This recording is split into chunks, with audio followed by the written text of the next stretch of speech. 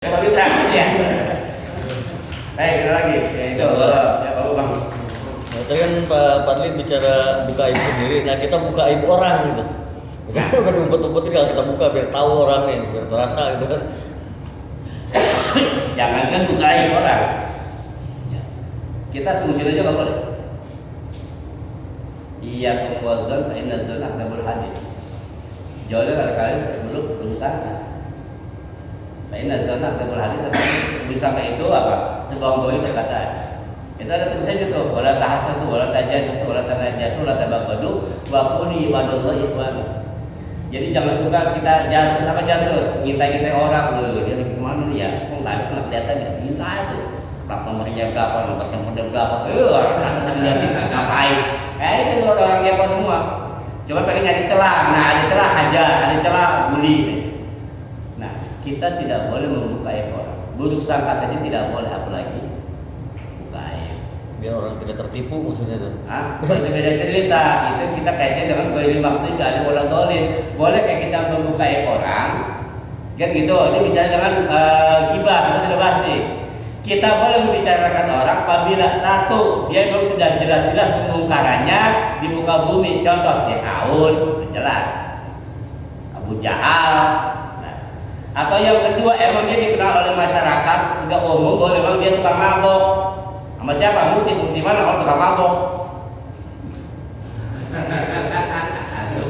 Boleh dikenal. Jadi untuk mengidentifikasi kan mufti mana? Karena mufti itu artinya orang yang suka memilih fatwa kan gitu. Suka kasih fatwa mabok dulu.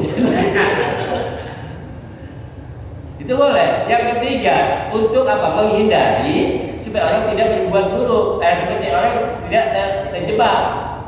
Contoh, misalkan Pak Nuri, anak dia dibeli cowok kan gitu. Kita tahu, Nuri jangan apa, bengkok tuh bocah. Boleh nggak kita kasih tahu? Boleh, dibeli cowok kan. Bandar tuh, bandar pisang. Gitu. Jadi boleh nggak? Boleh. Selagi itu untuk kebaikan dan tidak ada untuk menjatuhkan. Ya, demi kebaikan. Itu adalah bukan mengubah air, ya bukan mengubah air. Nah kemudian kalau Anda mau curhat, pilihlah tempat curhat yang tepat, ya. Kalau mau curhat di tempat curhat yang tepat, yang Anda yakin bahwa dengan curhat Anda itu ini nggak bakal bocor kemana-mana. Apalagi berkaitan dengan masalah pribadi, ya. Kemudian kalau mau curhat, carilah orang yang memang bisa membantu solusi, paling tidak bisa bantu doa, ya. Daripada kita curhat ke sembarang orang, tapi curhatnya ke status sosial, status media sosial. Duh, kalau langkah uneknya hati, ya ilaha illallah. Wah, kerja itu bercuan kan gitu lah. Kagak mas ya. Pokoknya yang sifatnya itu nggak usah di media sosial. Karena apa? Kata Allah, barang siapa yang menutup aib orang akan ditutup aibnya di hari kiamat.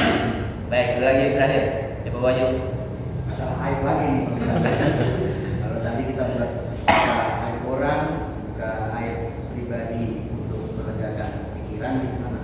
Ini saya pernah mendengar di sebuah kajian.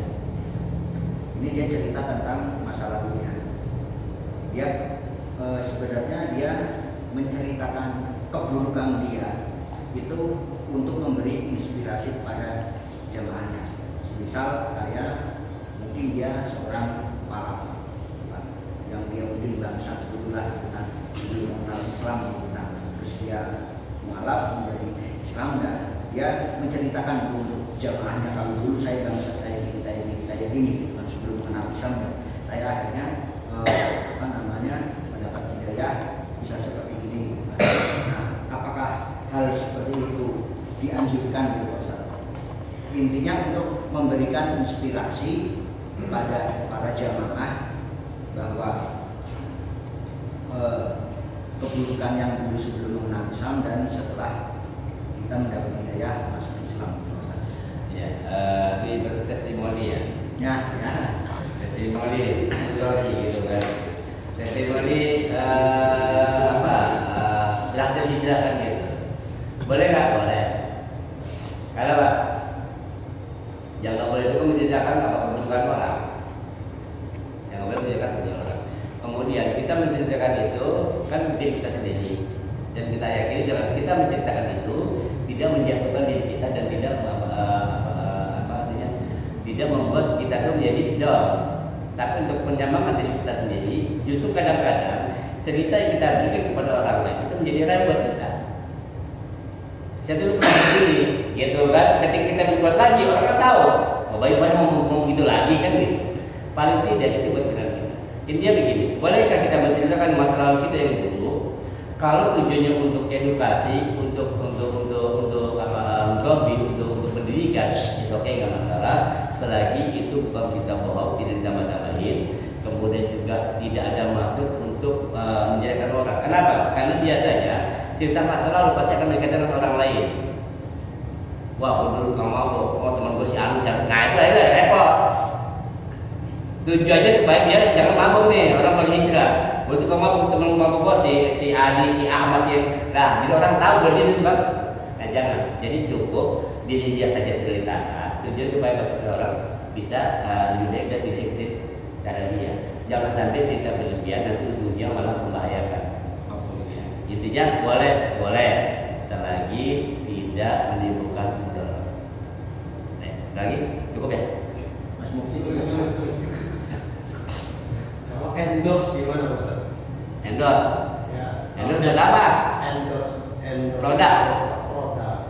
Misalnya endorse produk yang misalnya sebenarnya dia nggak menggunakan dari awal, tapi dia sudah memang keadaannya Bohongan publik. Kemudian dia mengendorse itu,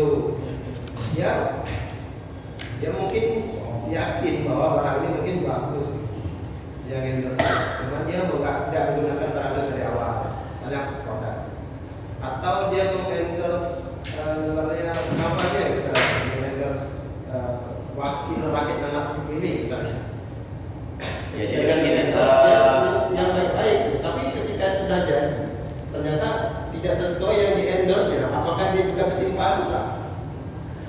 iya, jadi gini sih kalau bisa endorse itu kan ya.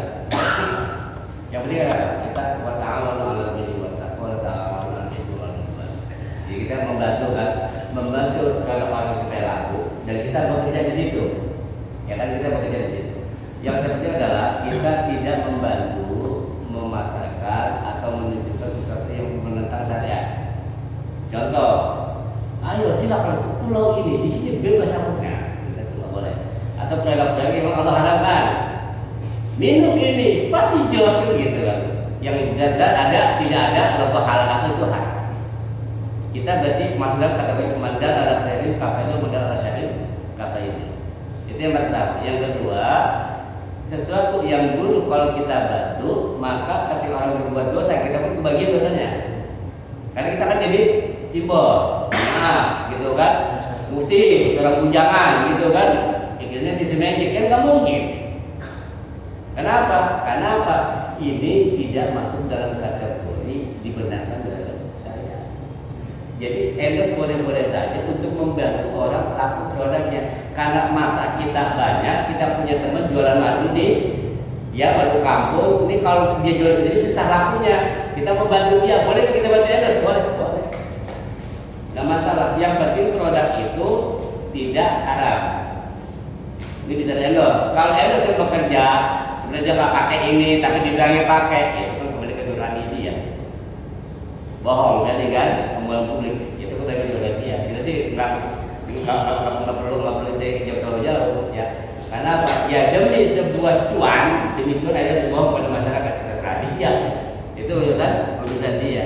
Saya selalu pakai ini. Mungkin itu ada kalian yang dikurangin sejak saya dikontrak kan gitu. Atau hanya pada saat dipoto bisa aja, cuma itu nggak ditulis. Karena yang tahu hati dia cuma dia. Yang lebih bahaya lagi adalah orang yang nggak sumpah pakai nama Quran, tidak akan korupsi bla bla bla bla, tapi pada kenyataannya itu bahaya. Siapa? Anggota. Baik, kita aja kali ya. Karena udah pakai malam. Bener kan saya kalau habis ngajar orang banyak enak kan. Bapak Pak jangan aneh ya. Kiai-kiai guru-guru habib-habib itu kalau sakit malah pada ngajar. Kenapa? Karena memang sudah janji Rasulullah, kata Allah, orang kalau pengen sehat ngajar. Karena ngajar itu jadi jadi apa? Jadi tempat bermain. Alhamdulillah, makasih Bapak udah dengerin saya ngoceh, saya sembuh sekarang. Baik, gitu teman-teman, ya semoga ada manfaatnya. Kesimpulannya adalah jangan sampai kita lengah bahwa kiamat itu datang kapan saja. Jangan cuma kiamat kita pikirin, tapi kematian, karena mati bisa datang kapan saja. Kemudian apapun yang kita sembunyikan Allah akan bongkar. Sesuatu yang buruk itu Allah akan bongkar. Dan terakhir mudah-mudahan kita kepada Allah, mudah-mudahan kita senantiasa dengan kesehatan, rezeki yang berkah yang halal untuk ibadah, dijauhkan dari segala macam bala dan musibah. Mudah-mudahan bagi kita dijaga Allah Subhanahu Wa Taala, lingkungan kita dijaga dan kita menjaga